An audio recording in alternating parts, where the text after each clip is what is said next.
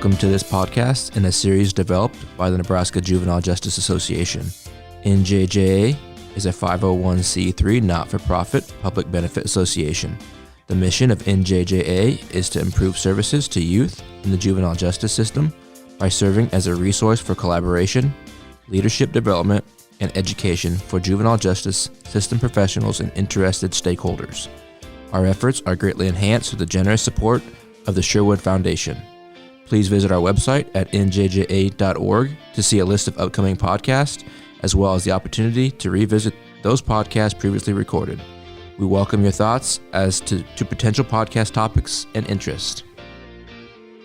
Welcome to the Juvenile Justice in Nebraska podcast, produced by the Nebraska Juvenile Justice Association. All right, here we are, episode 15 of the Njja podcast.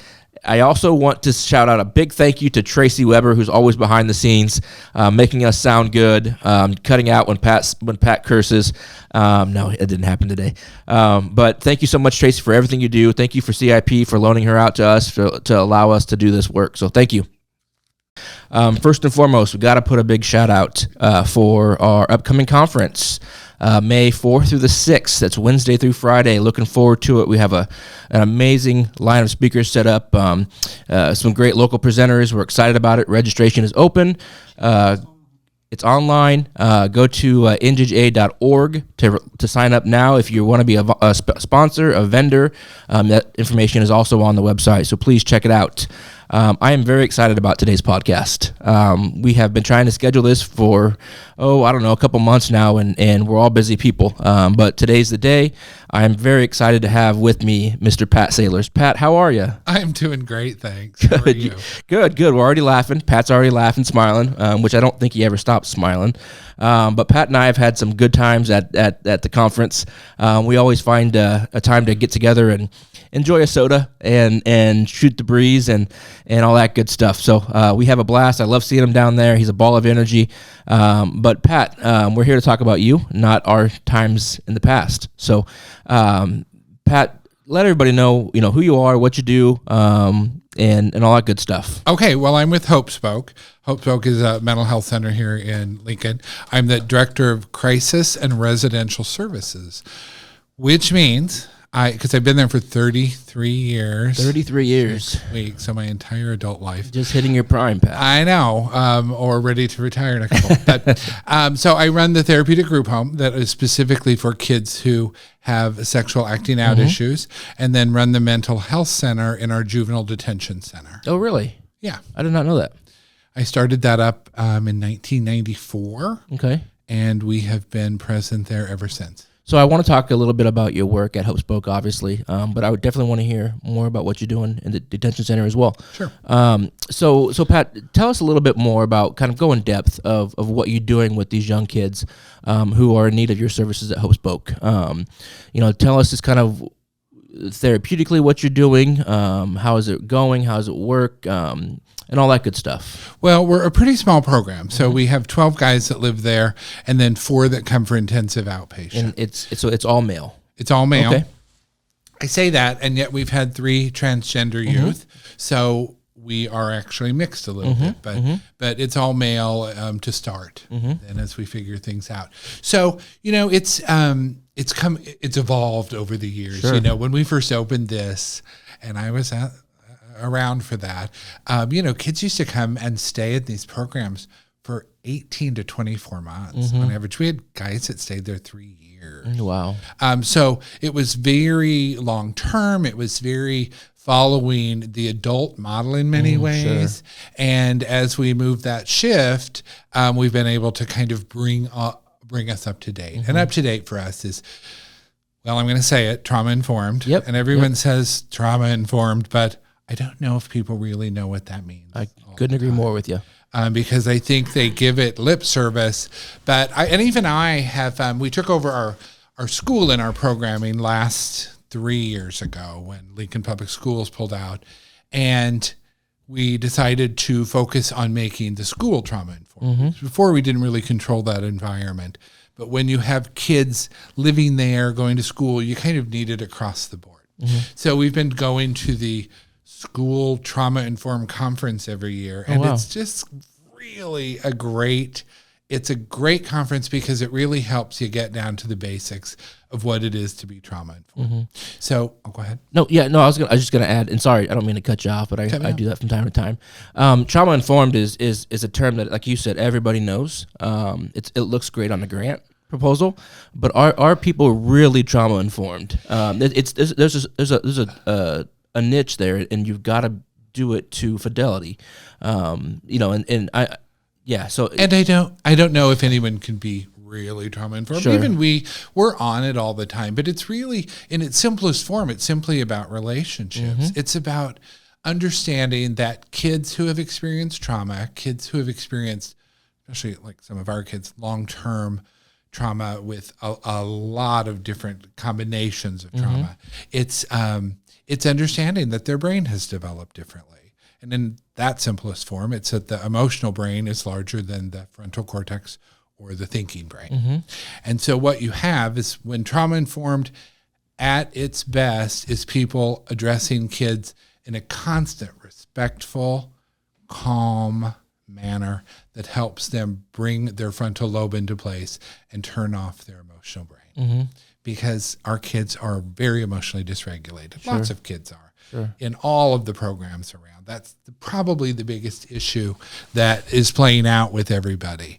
But again, when you have to have staff turnover, getting them to trauma informed takes a while. Well, and I have to imagine just that relationship aspect. I mean, kids want relationships, and they want that adult role model to be able to talk to and to look to.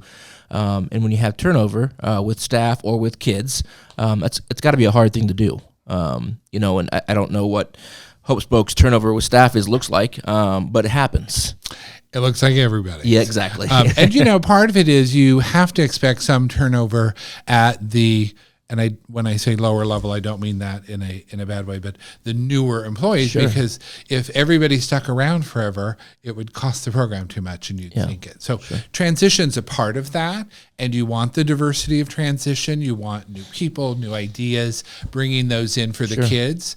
But the importance of them learning to understand trauma and them learning to come in a calm, soothing manner. A lot of programs, and we used to be very behavioral. Lots of programs use behavior modification. And does behavior modification work? Yes. Well, it does. You can get the rat to press the bar, and you can get them to avoid. So in its simplest form, but when you're talking about the brain as I've described it, you have kids' emotional brain responding to a behavioral program is fear-based, because compliance is a fear-based intervention. So what you're doing is you're exacerbating the emotional component of the brain and stopping the thinking part. So essentially, quote unquote, you're fixing them while they're in your facility, while they're in the program. But what happens when they leave the facility? They revert back to their old ways because they haven't learned the necessary tools to be successful in the outside world. They've learned to do what you tell them to do and when you want them to do it, but they haven't learned to think. So what we try to do is a larger developmental approach. So we don't just tell kids when they're going to do this and what they're going to eat. We let them select and make choices that sometimes are going to be the wrong choices. Because for any of us to develop, to make better choices, to expand our gray matter, as it were, we have to be able to make poor choices, feel uncomfortable, reset, and move forward. And that's sort of the mantra I give to all of the staff and kids. You can make mistakes. If we're honest about them, we can fix them. We reset, we move forward. So, Pat, tell me, Johnny, 17-year-old Johnny, comes into your program. What does a day look in the life look like? You mentioned school. Is it a bunch of groups? Is it school? It's a lot of those things, yes. Yeah. But it's really, again, kids can't learn in a controlled environment and then move it out. Because we're a therapeutic group home, we're community-based. So we are out in the community almost every day. So today, the kids are going to be at the bowling alley with, of course, the pandemic. You guys have heard about that? That's been going on. And it's really shifted things for us. So we do get the bowling alley, but they open it just for us. Oh, wow. We get the pool, and it's open just for us. We get gymnasiums and we do different kinds of activities. So we're out every day with the kids. And now we're just, because we're starting to get some relief from the pandemic, beginning to move back out to, we used to take them every couple months in school for cultural diversity at different restaurants. So we're hoping to go to the Oven next week. And of course, we're going to be in the cellar where we're away from all the other people. But we're trying to get back into the community even more. Where we haven't been able to pick up, which is such an important part of what we do, is the volunteer work that the kids do. They were going to an elderly care center every week. The elderly folks loved it. Sure. The kids loved it. It was just a really great experience for everybody. And we've had to put all of that on hold. So they're not going to the Humane Society or the food bank, all the different kinds of things that we like to teach our kids too. So go ahead. Well, the other part that please. I think is important about, and people talk about groups, and, imagine 12 males sitting and talking in group every single day. It doesn't work. Sure. It's not going to get to them. So we try to do a lot of really diverse kinds of things. So we bring in slam poetry. We bring in, we do trauma yoga. We do horse therapy. We do ropes courses out at the university. We're trying to find ways for these young men to figure out how to express and resolve this trauma, because just sitting face to face, looking at each other isn't always the answer for many of them. So we're always trying to look at new kinds of ways to do things for them and helping them figure it out. So there's two things that kind of that jog my brain a little bit. One being, it sounds like you're trying to treat kids like kids. You want them to be kids. You want them to have the opportunities that, quite frankly, I was fortunate enough to have growing up, in going bowling and going out in the community and going to restaurants and doing all this different stuff. Every kid should have that opportunity. And exactly. It's very... It's really neat to hear that that's an integral part of your programming. One. Tomorrow they're going to be at the zoo. Yeah. And you were going to make 2 points. No, that's okay. We're here to learn. Well, the other thing that's really important that, you talk about growing up and that I got growing up and that many of the listeners may have gotten growing up is support and encouragement. I mean, parents that told them they loved them and they cared about them and they were the best and they're the best at what they do. And don't mean to jump in there, but discipline them when needed. Yes. And discipline isn't punishment. Right. It's education. Yes. And teaching them through that process. No, our boys have been, so many of them have been in 15, 20 foster placements. They've blown out of things. And everyone, likes to say, oh, they're reactive attachment, so they're not treatable. Of course they're treatable. Once they build a relationship, resilience is based on feeling supported, cared about, and nurtured. And if you can do that, if you can let them know the great things they are, because it's the other thing we do, and of course it's a buzzword for me, strength-based, because everyone says they're strength-based. Everyone says it. Oh, we're strength-based. And I remember when I first got trained in strength-based, and it was like, oh, so we had Timmy, he liked music, so we threw a record party and he spun the records. Well, that's not really strength-based. Yeah. It's building change through all of these wonderful attributes that they have. From the moment I interview them for placement, when I interview them, I'm really telling them they're interviewing me, because I want them to know this is hope. We're going to do something together. We're going to give you what other people didn't give you, and we're going to make it count.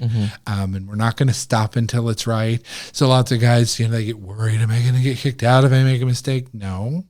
We're not giving up on anybody. Have we had to have kids leave the program over 33 years? Yes.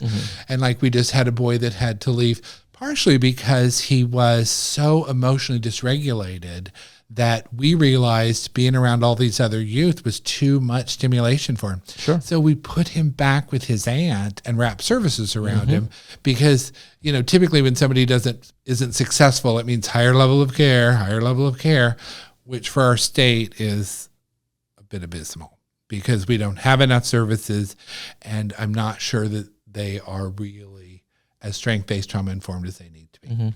So I feel like we have to get this out of the way. So we've talked about two buzzwords for you. We have strength-based and trauma-informed.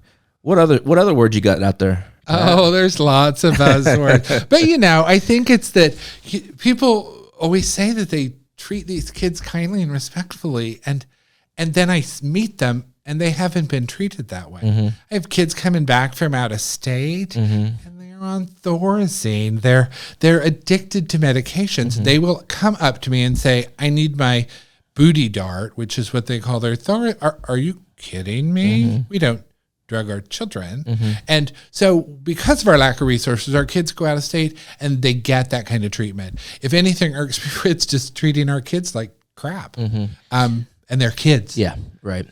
Over your career, Pat, well, hang on. Let me go back to this. So the other thing the point that I wanted to bring up after you mentioned some of that stuff was the community. They're in the community a lot. I think we are so lucky to live in the city of Lincoln, and you have the community willing to partner with agencies like HopeSpoke, like Cedars, like Teammates, like all the other ones that are out there. I do feel that we are very fortunate to have those relationships in the community of those agencies or those businesses that want to give back. So I just wanted to put that plug out there. And they really do. We have a lot of people who donate things and give things and open up their restaurants, their hearts to our kids, and we really appreciate that. It's a great community for that. The other thing that kids need is some independence. So when they get to a certain level where trust is, we want them to go on walks. We want them to ride their bike. We want them to be outside alone making decisions. And to do that, you have to be in a safe community. You have to be in a place that you can trust that your children are going to be okay. Yeah, absolutely. Pat, so let's move forward a little bit. Well, hang on. Again, I'm going to go back once again because I forgot what I was going to say, and now I remembered. So over your career, which you said spanned 33 years? With HopeSpoke. With HopeSpoke. But you've been doing this work with young people for how long?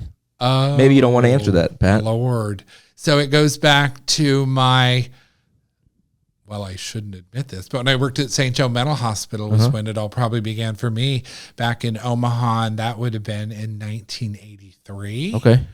And this is, you got to understand, this was a whole different day. This is when... Well, yeah, and that was my point, is I want to know what has changed. How much growth has come since, the olden days that we like to call it. Well, the olden days in the mental hospital, and I can only say this because they're closed now. But what you did, this is when children came in and didn't smoke, they would give them cigarettes so they had something to take away. I mean, that really happened. When persons with developmental disabilities bit someone, they pulled their teeth. I mean, this happened, in my time where these kinds of things, and I would say, so I'd go in and there would be some man in a cage and I said, he doesn't have teeth. Well, he was biting people. What?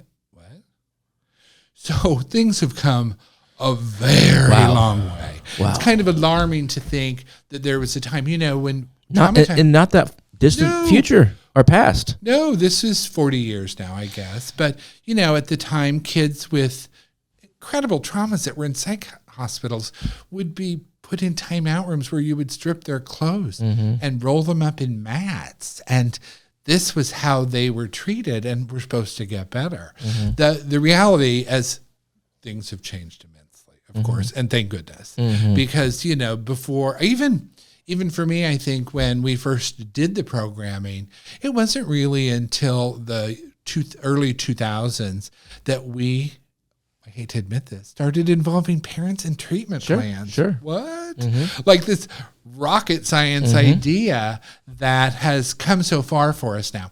And it was when there was a SAMHSA grant in our community, and we took the clinical lead at Child Guidance at the time, now HopeSpoke, and, really got an education in what it meant to really involve families, to really partner with them, to hear them, to be a part of the solution for them, not just a part of the system.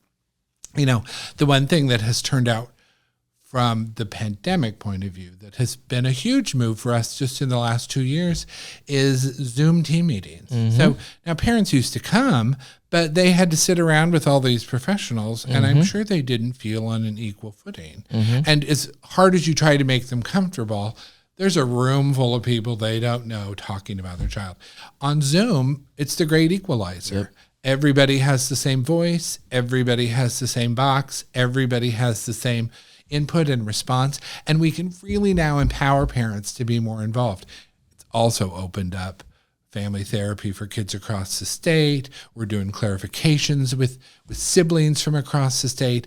It's a game changer that shouldn't have taken us that long to figure out. It shouldn't have taken us that long to figure out, Pat, but if there's one good thing that came out of COVID, it's probably Zoom. I mean, Zoom's been around a lot longer than that, but to be able to utilize such a platform, whether it's Zoom or Microsoft Teams, WebEx, I don't really care.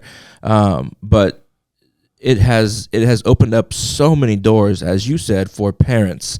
You look at even kids that are placed in, let's just use YRTC Kearney as an example. The fact that they're able to utilize Zoom now to get those parents, because a lot of the parents out there or have kids out there don't have the means, especially right now, to drive back and forth. So I guess thank you, COVID, for that. And and because of that too, it's really made our community more aware of the needs of the mental health population. Our outpatient waiting list pre-COVID ran about 40 to 50 people. Now it runs anywhere from 160 to 200. There's a need out there, and people are starting to see that need more. Get that microphone up there. Gosh, usually I'm so loud people can't even stop me. So it's really opened that up, and it's made people more generous in many ways to our causes. So we recently, when we were doing a fundraiser, and we brought up some stories, but there was a mother that couldn't come and see her son because she didn't have tires. Well, programming doesn't have the money to do it. And so what we ended up doing was getting that money raised. And then we were able to raise money so people could come and see their kids, and we can help them with hotel rooms and food and the different things that are going to get them here with their kids. Because Zoom is great, but you don't get a hug over Zoom. You just get a lot of talk. So it's been nice. Pat, how many clinicians do you have on staff? Are you just at the therapeutic group home or the whole agency? Let's say the whole agency. So the whole agency, I'm going to say we have 40. Oh, wow. Yes, and that's that is a lot bigger number than I anticipated. Well, we are in 16 of the Lincoln Public Schools. Again, we're at the detention center. We have our extended day treatment program, which is on site at the 2444 O Street, and then we have our outpatient services. So we have a lot. We used to be the largest mental health outpatient around. I don't know if that's true anymore because, again, just like hiring for everybody, getting people hired on these salaries, we've had to kind of figure out how to get salary rates raised and get people in. And because licensure has changed for the therapeutic population, they tend to get their training, and then go into private practice. So they, I don't blame them for wanting to make money, but I blame them for taking all of our knowledge and not helping our underserved population. We're the only agency that sees the indigent population. We get money from the region and United Way to do that. But lots of organizations don't have that luxury. So when we have people waiting, we can't just say, here's other resources, because they can't go to them. So we're always trying to get people. So if anyone's listening, you're a therapist, we have positions available. So come on over. There you go. So I just got a phone call from Miss Carrie Rumbaugh. She's interrupting us on this podcast. So I'll make sure I'll give her a hard time that she's calling me at a really bad time right now. I'll give her a hard time too, Carrie. We should just loop her in. We should just call and not tell her, and just put her on and loop her in. And for those who don't know, she's in probation, but she has been a partner with us for a very long time. She's wonderful. Probation. We work really closely with them. They, we partner with a lot of people, but I consult with them a lot on cases that aren't coming in with us because it's like I always say, it's not your kid or mine, it's ours. We all have a responsibility. They're always like, I hate to take your time. No, this is all I know, so take my time and let's get it fixed. You're the resident, quote unquote, expert in the field. Back when I was a case manager, back in the day, I didn't know anything about mental health. I mean, I knew enough to get me by, but when it comes to some of the severity of the trauma that these kids have seen, we need the expert in the room, and we're so appreciative to have people like you, Pat. Well, and I don't know if my expertise is so much clinically part of it, but it's really where I think what it takes so long to learn is the system, how to move the system to get what you need. I can call a foster parent and get things taken care of, even though I'm not supposed to, and I'll deny I said that. But you know what's available and you know what you can do. So like our intensive outpatient, I mentioned that as part of our residence, and that was really put in place because we had kids whose families were in the community. We wanted to get them home, but we needed a transition plan. With intensive outpatient, they could still be with us in school or after school while we got them back into public school, back into the home. So it was really to help shorten the length of stay, which is now about 8 to 10 months. Let's change topics here a little bit, and let's talk about your work in detention. Okay. I am not familiar with what you guys are doing there, and I'd venture to guess that a lot of the listeners that we have on are in the same boat. So what in the world are you guys doing out there? So in 1994, there was a suicide that occurred in their facility, and they reached out to our agency to help us process with the kids and staff. At the time, I was a therapist, and so I said, oh, well, I'll head over. And when we went over, what we realized is there's, oh my Lord, a lot of children in there who are in need of more than correctional services by far. I'm telling you nothing you don't know, but and detention serves a purpose. Of course it does. It does, and but this is a great facility. Yes, it is. And I love what the new director's doing over there. He's got a lot of different things going on. So it's been in its initial infancy, we just went to stabilize kids, so that when there was risk of self-harm, we could help consult with the staff. We were able to get money shifted from the region, behavioral health dollars, so that we could fully fund up to 2 therapists over there. And then during that SAMHSA grant in the early 2000s, we had stakeholder meetings with the kids, and we realized we needed a case manager because parents weren't being contacted to know their kids were safe in a facility. It all seems so common sense when you say it out loud. I'm almost like, did I really not do that? So what we do now is we are over providing suicide assessment, of course, and safety assessments, and transitional counseling, which means helping kids just cope with the transition in. For many kids, this is their first time, and they're very frightened, very young children. And they need, there's kids sometimes that are 12 years old. And they need a whole different approach, and so we do it. We collaborate with the school that's in there, and they're a really great program, and now with the staff. So what we do is that. We also have what's called the Lynx Program, and I don't even know what those initials are, but it sounds good. It was when they had and I can never remember I'm old, that when people were giving their kids back. Oh, Safe Haven. Thank you. I always say that throwing away kids law, but when kids were dropping off kids in Nebraska, and there was no help for these families. So it's easy to say, how could someone do that? But when they don't know what other resources, and they don't have the assistance, so the region reached out and wanted to provide something for those parents. So before they get deep into services, we have persons over there that will meet with the family and assess, do kind of a needs mental health assessment, and hook them up to the right services, hopefully to prevent them from moving into higher level. Wow, that's excellent. Like I said, I had no idea you guys were doing that. Obviously, the growth is great. It's both good and bad. Obviously, we wish that no kids were in detention. But again, as I mentioned, it does serve a purpose. Well, the good news about that, too, is, again, going back to 1994 when this began, we used to have 60, 80 kids in detention. And now we'll run anywhere from 14 to 20. So things have changed. The problem is that means the severity of those children is higher, and the overrepresentation of minority populations is greater.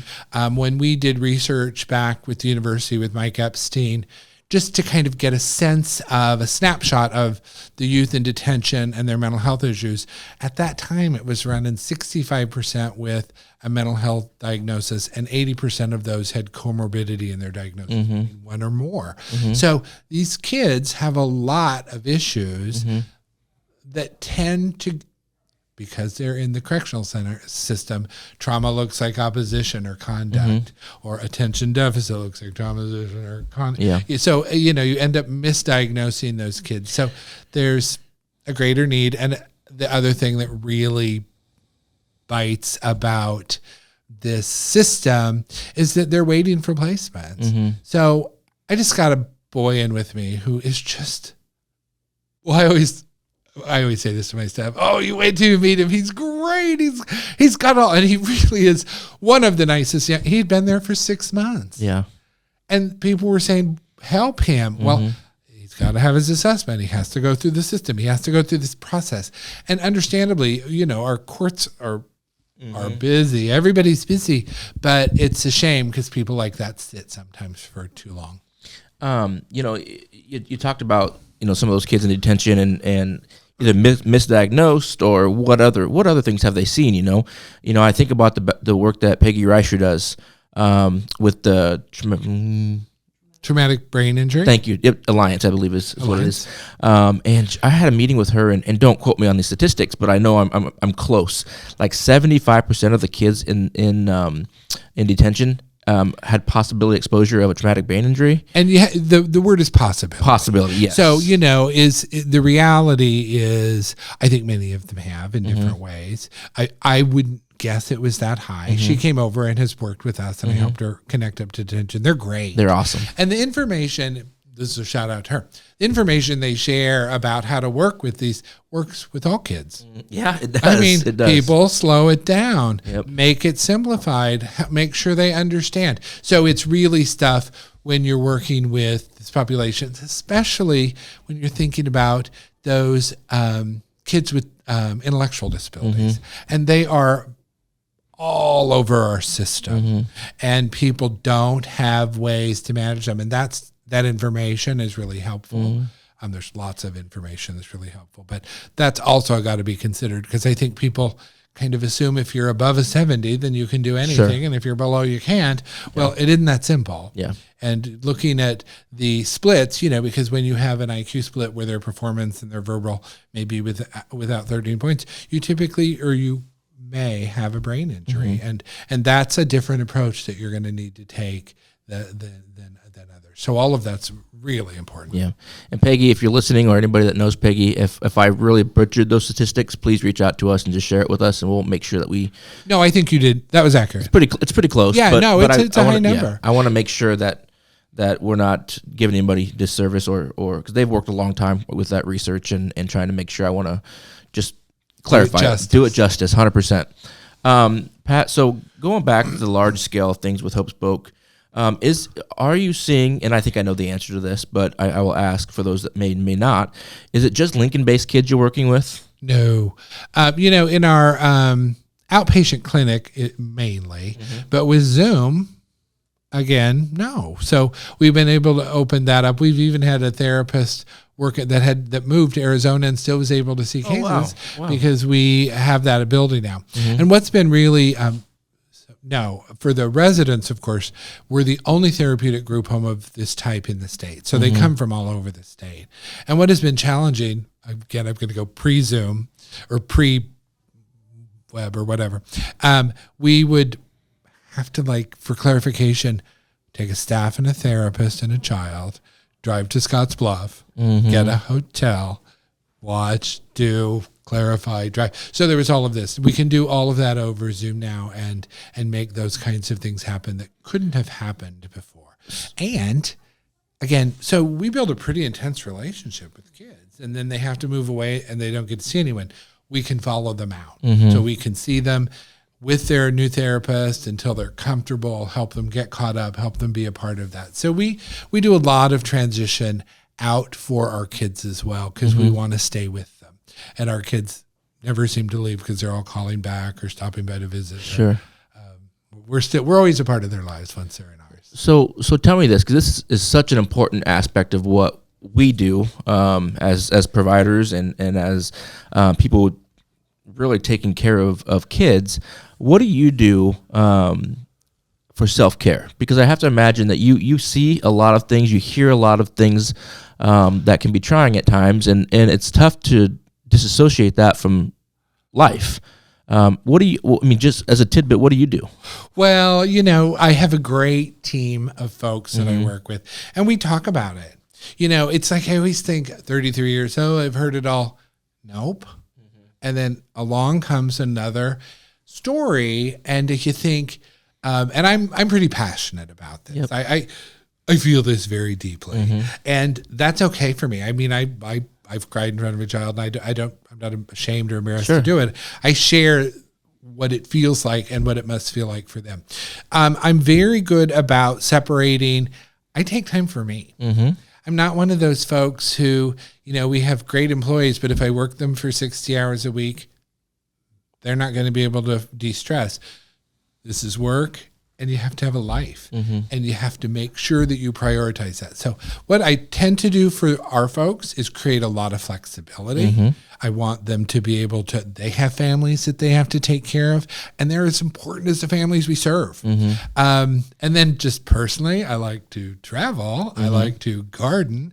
And I've been known to have a glass of wine. Yep. I like it. So, it's really, I think, just talking about it and processing and helping people through it, when it's not just the therapist. We have administrators that are billing department, and they read these things and they think, what? And so we train them on trauma. We want to open it up to them too. We want to be there for everybody because this impacts everybody. Yeah. I remember back in my supervision days when I was able to supervise programs, one of the big things that I always told them was, if you can't take care of your own family, how are you going to take care of somebody else's? Right. You have to find time to make sure that your family is in a position where you can go to work and be productive and really put all your energy and your heart into these kids, but at the same time, knowing when it's family time. Go home and let it go. Yep.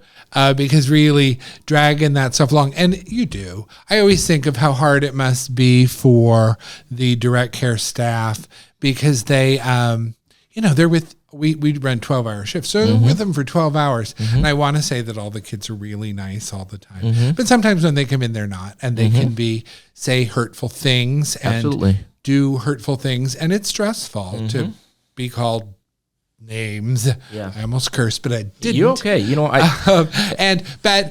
So we're particularly always want to make sure that they're taking care of their business too, and meeting up and knowing what's going on, because it's a difficult population. It's difficult work. It really is.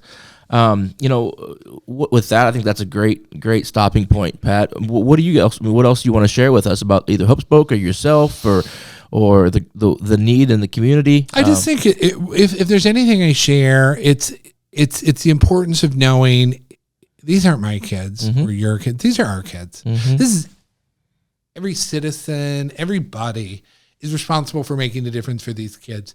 And I think it's important that they know, when they give money to your agency or my agency, they're supporting children. And this couldn't happen without their support.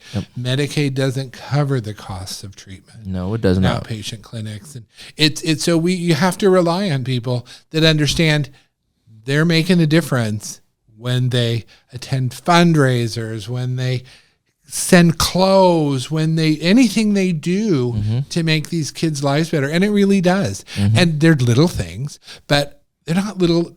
I think of our board every year at Christmas helps us with gifts for the kids. Sure. And of course, I'm very particular, so I wrap them all in the right colors, and the boat's perfect. And I want them all stacked in front of their rooms. But one of the boys came out and said, I don't know what to tell. And I said, what do you mean? And he said, I've never had a wrapped gift before.